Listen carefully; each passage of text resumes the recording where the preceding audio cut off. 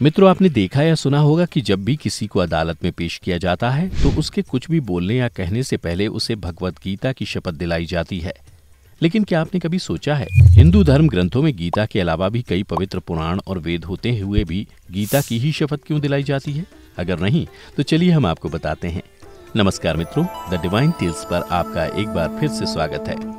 हिंदू धर्म ग्रंथों में वर्णित कथा के अनुसार भगवान विष्णु अर्थात भगवान श्री हरि मूर नाम के दैत्य का वध करने के बाद अपने शेषनाग की शैया पर आंखें मूंदकर लेटे हुए थे और माता लक्ष्मी उनके चरण दबा रही थीं। तभी माता लक्ष्मी ने देखा कि श्री हरि मन ही मन मुस्कुरा रहे हैं। यह देख देवी लक्ष्मी के मन में कई सवाल उठने लगे, लेकिन वह श्री हरि को ध्यान से जगाना नहीं चाहती थी। परंतु जब काफी देर तक श्री हरि मुस्कुराते रहे तो देवी लक्ष्मी से रहा नहीं गया और उन्होंने अपने स्वामी से पूछ ही लिया, हे स्वामी, आप तो सारे जगत के पालनहार हैं, फिर भी सारे जगत की ओर मुख मोड़कर यहाँ क्षीर सागर में सोए हुए हैं, इसका क्या कारण है? देवी लक्ष्मी की बातें सुनकर श्रीहरि मुस्कुराते हुए बोले, हे देवी, मैं सो नहीं रहा हूँ, बल्कि अपने अंतर्दृष्टि से अपने उस दिव्य स्वरूप का साक्षात्कार कर रहा हूँ जिसका योगी जन अपने दिव्य दृष्टि से दर्शन करते हैं।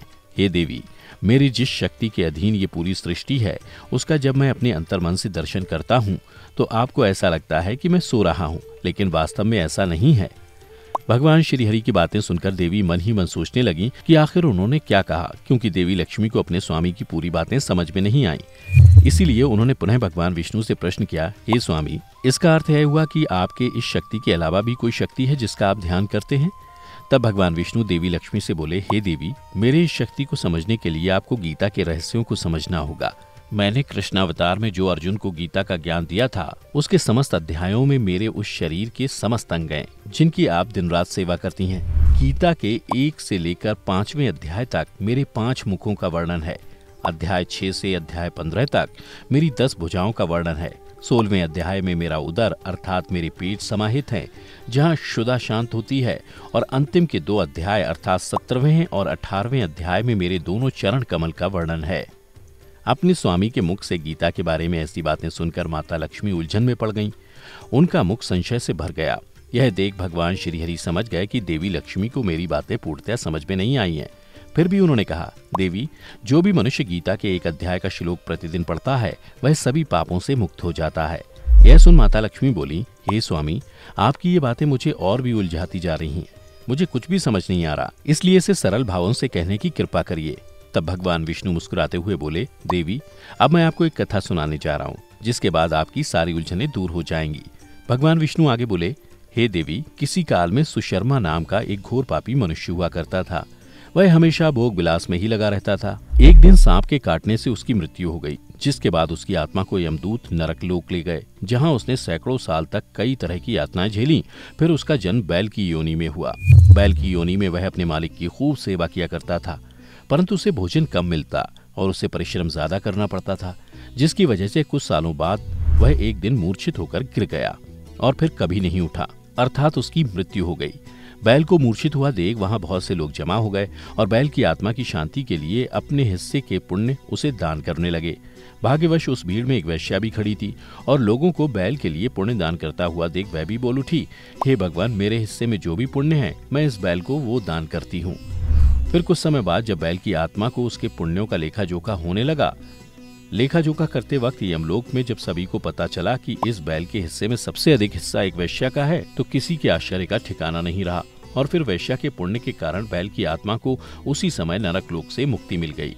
इतना ही नहीं, वैश्या के पुण्य फल के कारण ही बैल की आत्मा को उसी समय मनुष्य योनि में जन्म देकर पृथ्वी लोक पर भेजने का निर्णय लिया गया। फिर उसके पुण्य को देखते हुए विधाता ने उससे मृत्यु लोक में जाने से पहले उसकी इच्छा पूछी। तब बैल की आत्मा ने कहा, हे ईश्वर, आप मुझे मनुष्य के रूप में मृत्यु लोक में भेज रहे हैं, ये तो मेरा भाग्य है, किंतु ये भी सच है कि मनुष्य ही मृत्यु लोक में सबसे ज्यादा पाप कर्म करता है। इसलिए मैं ये चाहता हूँ कि मेरे मृत्यु लोक में जाने के बाद भी मुझे अपने पूर्व जन्म की बात याद रहे। बैल रूपी आत्मा की बात परमात्मा ने मान ली और उसे मनुष्य रूप में पृथ्वी लोक पर भेज दिया। पृथ्वी लोक पर जन्म लेने के बाद उसने सबसे पहले उस वैश्या को खोजना शुरू किया जिसके पुण्य की वजह से उसे मनुष्य योनि में जन्म मिला था। फिर एक दिन उसने उस वैश्या को खोज लिया। उसने वैश्या को सारी बातें बताईं और सवाल किया, हे देवी, वैसे तो समाज की नजर में आपके कर्म नीच माने जाते हैं, परंतु आपने ऐसा कौन सा कर्म किया था जिससे मुझे अपने पूर्व जन्म में किए गए पापों से मुक्ति मिली। तब वेश्या ने पिंजरे में बंद अपने तोते की ओर इशारा करते हुए कहा, यह तोता नित्य प्रातः काल में कुछ पढ़ता है, जिसे सुनकर मेरा मन पवित्र हो जाता है और यही पुण्य मैंने तुम्हें दान कर दिया था। वेश्या की बातें सुनकर सुशर्मा हैरान हो गया। वह मन ही मन सोचने लगा कि जिस स्त्री ने मुझे अपना सबसे कीमती पुण्य दान दे दिया, उसे पता ही नहीं कि वह पुण्य कितना प्रभावी है। फिर कुछ क्षण पश्चात उसने तोते को प्रणाम किया और पूछा कि हे शाक, आप ऐसा क्या पढ़ते हैं जो इतना पुण्य फलदायी है? तब तोते ने कहा, हे युवक, मैं पूर्व जन्म में विद्वान होने के बावजूद भी अहंकारी हुआ करता था और सभी से ईर्ष्या भी करता था। इतना ही नहीं, बात बात पर मैं विद्वानों को अपमानित भी किया करता था।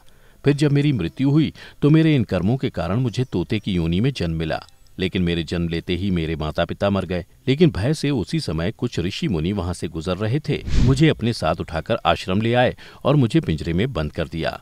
आश्रम में ऋषिगण अपने शिष्यों को रोज गीता का पाठ कराया करते थे, जिसे सुनकर मैंने गीता का प्रथम अध्याय याद कर लिया।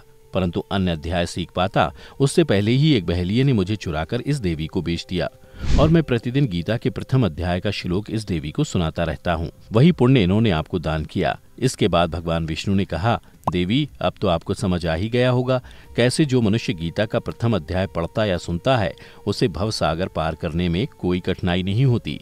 और मित्रों, जैसा कि आपने ऊपर देखा कि गीता के सभी अध्यायों में भगवान विष्णु के सभी अंग समाहित हैं और ऐसे में जो भी मनुष्य गीता को स्पर्श करता है, इसका अर्थ ये हुआ कि वह श्री नारायण के सभी अंगों का स्पर्श कर रहा है। इसलिए ऐसा माना जाता है कि जो भी गीता को स्पर्श कर कोई बात बोलता है वह सत्य ही बोलेगा और यही कारण है कि अदालत में गीता की सौगंध दिलाई जाती है। तो मित्रों, उम्मीद करता हूँ कि गीता की शपथ से जुड़ी ये कथा आपको पसंद आई होगी। अगर पसंद आई हो तो इसे ज़्यादा से ज़्यादा लाइक और शेयर करें ताकि दूसरों को भी ये जानकारी मिल सके। फिलहाल आज की वीडियो में इतना ही। अब हमें इजाज़त दें। आपका बहुत बहुत शुक्रिया।